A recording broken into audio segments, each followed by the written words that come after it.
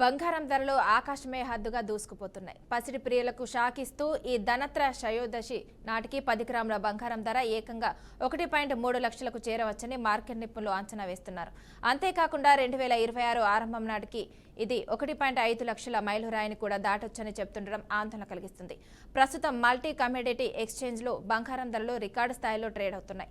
ఇవాళ ట్రేడింగ్లో December contract 10 గ్రాముల బంగారం ధర 1.62% పెరిగి 1,23,313 వద్దకు చేరుకుంది. అంతర్జాతీయ ఆర్థిక అనిశ్చితి, భౌగోళిక రాజకీయ ఉద్రిక్తతలు, అమెరికా ఫెడరల్ రిజర్వ్ వడ్డీ రేట్లను తగ్గిస్తుందన్న అంచనాలు పసిడి ధరల పెరుగుదలకు ప్రధాన కారణంగా నిలుస్తున్నాయి. ప్రపంచవ్యాప్తంగా వివిధ దేశాల సెంట్రల్ బ్యాంకులు పెద్ద ఎత్తున బంగారాన్ని కొనుగోలు చేస్తుండడం కూడా ధరలకు మద్దతునిస్తుందని విశ్లేషకులు చెబుతున్నారు.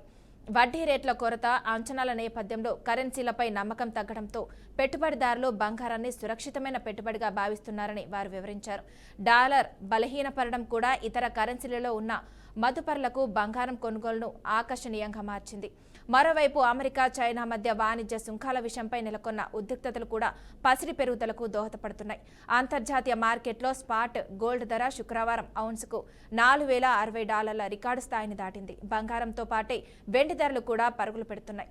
MCXలో డిసెంబర్ వెండి ఫ్యూచర్ కిలోకు 3.44% పెరిగి 1,51,577కు చేరుకుంది.